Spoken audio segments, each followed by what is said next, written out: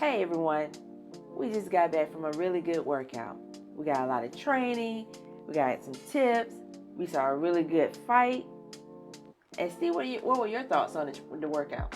Oh, it was incredible. There was plenty of jabs, uppercuts, and hooks thrown, and people knocked out and spit and all kinds of stuff. It was a pretty good time, actually. Oh, I was like, I didn't know I liked boxing that well until, yeah. I've done some boxing training recently, and yeah, it was pretty good. So where did we go? We went to see Creed 3.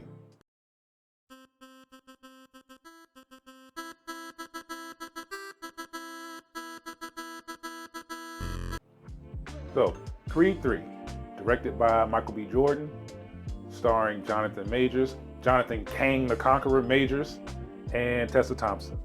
This is obviously the third Creed movie in the line of Rocky movies.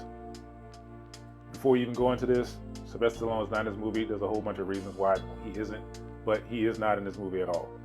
He's only mentioned like one time. But that being said, we went to go see it, and first, LaShawn, let me ask you this. Did you like it? I really liked it. So did I. It was a really good movie. Yes. And this was Michael B. Jordan's directorial debut. And I feel like he actually did a really good job. He did. I do know that he said he's a fan of anime, and you see some of those things in the movie with some of the fights. We'll get into spoilers later. Not this moment. We'll get into spoilers later. And we'll definitely give you a warning first.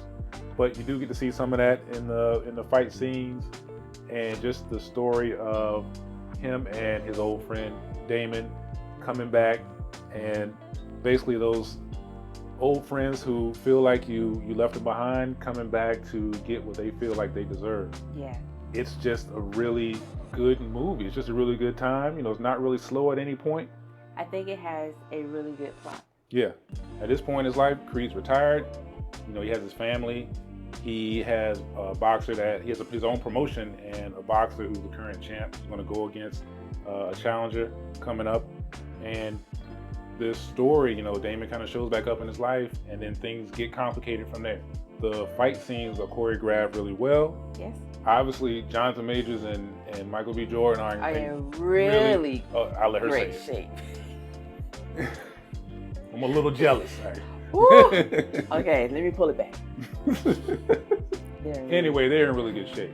They're like gladiators in this movie, and it was really just a good old time at a movie. Yes. It's not something you need to do a whole lot thinking about. It's like steady pace. Mm-hmm. It's a really nice pace.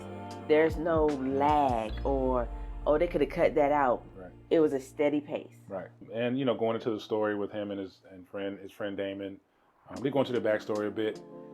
It just makes it interesting enough that there's some stakes at the end of the movie. LaShawn, do you want to get into spoilers? Let's get into the spoilers. All right. Well, when they were kids, they got into an incident in front of a convenience store. Damien gets locked up. Adonis, they don't show you that. Right. They don't show you that at the beginning, but you kind of know. You figure it out. That, well, for me, when I first watched it, I thought Damien was more like pushing him. Right. To do things he didn't want to do. Right. That's the preface of it. Like when the movie started. That's not what happened. That's not the way it was going. Because when you see the movie, you'll understand. I mean, you may see it differently. I don't know if you saw it that way. Yeah, I mean, I was thinking that maybe Damien was the bad influence on Adonis. It wasn't that one of them was a bad influence and one wasn't. It's just that the situation that they were in, Damien made the decision to defend Adonis and ended up getting himself in some trouble because they had both been in trouble before. Yeah. So when Damien gets out of prison, it's been 18 years. He said he kept himself in shape. He runs up to, he basically runs into Adonis. And he didn't run into Adonis. He planned it. Yeah, he showed up at the gym. They get to talking and everything and catching up. And eventually, Damien says, look, I've been keeping myself in shape. I want a shot. Because one thing I didn't mention is that Damien was a prize prospect as a boxer, as a youth. He was a Golden Gloves. He was a top ranked, amateur before he got locked up. So he said he kept himself in shape and he wanted a title shot. And Adonis was like, look, it's impossible. You haven't fought anybody. I can't give you a title shot. Yeah. Fast Fast forward, forward. and an incident happens at a album party, and the person that the champ is supposed to fight gets injured. Yeah. He got what was the girl? Nancy Kerrigan. The girl got hit with the pipe in the leg. It was Nancy Kerrigan. Yeah. Okay. Someone hit the champ's arm and put him out of commission. So then of course that leaves an opening for someone to challenge. And of course Adonis is rooting for his friend to give him a chance. There was an open opportunity, and he felt like he owed it to him. Yeah. Damian this opportunity. So he set it up. Damian trains, current champ's training. Adonis is the promoter. He's promoting the fight. He says it's going to be huge because the champ's giving an underdog a shot. And then we get to this fight. The fight is brutal. This fight is brutal. Because Damian is Damian is hungry. Yeah. He's hungry. He fights a little dirty. Very dirty. Yeah. And he is just destroying the champ. Yeah. And it's embarrassing. Yeah. They beat him in a few rounds, or maybe like 3 rounds. It was going into the third round. Yeah. So, after that happens, Adonis is, he's really upset that his champ basically got sent to the hospital. They could tell that Damian was using a few dirty tactics and everything. He didn't think Damian would do that. That's right. The thing. He felt like he gave Damian an opportunity, and he wouldn't brutalize his champ like that. Right. Because he was telling Damian, you got to work your way up. Right. But Damian didn't feel like that was the place. That was the what process. He needed to do, yeah. That was not the process for him. Next, Adonis finds out that Damian actually set up the attack on the champ's challenger, giving himself a shot. Based off the information his mother His mother had withheld from him for years. Yeah. So he sees a picture of the guy that assaulted the other boxer and Damian together in prison, puts it together that Damian set this up. And he's like, he goes to confront Damian, and he's like, man, you played me. And Damian's like, well, basically, tough. He basically felt like Adonis took what he had. Right. Like Adonis was living his life. Yes. And so he wanted it. He wanted what Adonis had. And he was willing to do whatever. Yeah. Yeah. At that point, Adonis decides, after his mother passes, Adonis decides to fight Damian. And then you get one of those great Rocky Creed training montages of both fighters training hard, and then we get to that final fight. The final fight is just as brutal and just as choreographed just as well. It was awesome. Yeah. It was absolutely awesome. The way they were fighting, challenging each other, like putting each other to the test, like going to the limit. Yeah. Like an anime. Like an anime, yeah. So there's a point in the fight where the crowd disappears. It's just Damian and Adonis in the ring, and they're going at it. They're sizing each other up, going blow for blow, uppercut, hook for hook.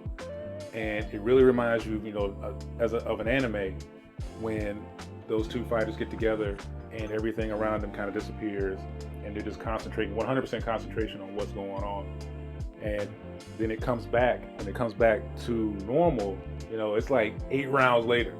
Yeah, because when I was watching it, it's like there is no break. They haven't hit the bell or anything, but the fight is so intense that it's almost like they mimic each other's moves.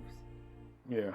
They're so intense and so involved and so skilled.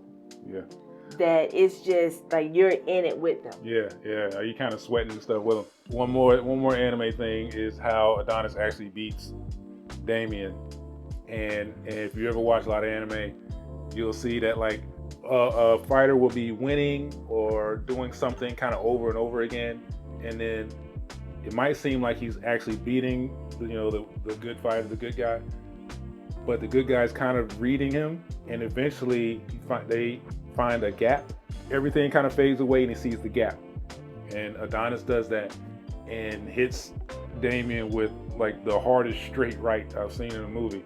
Oh. And then he hit him again, right? Like he left it open. Yeah. And once he hit that, and he dropped dropped those arms. Oh, it was over. it was over. Yeah. But back up. Damien got a really great hook. It was an uppercut. Oh, it's an uppercut. Yeah, it was an uppercut. That's In what I the meant. stomach. Yeah, an uppercut to the chest. Like, I thought he must have broke a rib. How hard he hit him. Yeah, like the sweat flew off his back.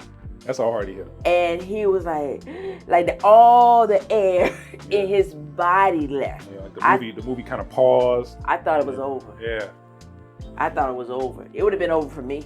Me too. It would have been over for me.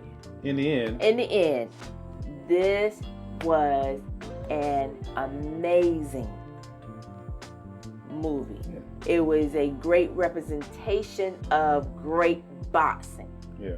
And it was just a good time at a movie. Worked out great. Yeah.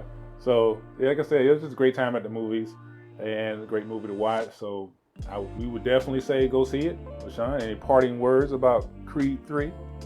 Check it out. Okay. Check it out. It's amazing. Fellas, check it out too. You might get inspired. Who knows? Anyway, Anyway, thanks for watching. bye.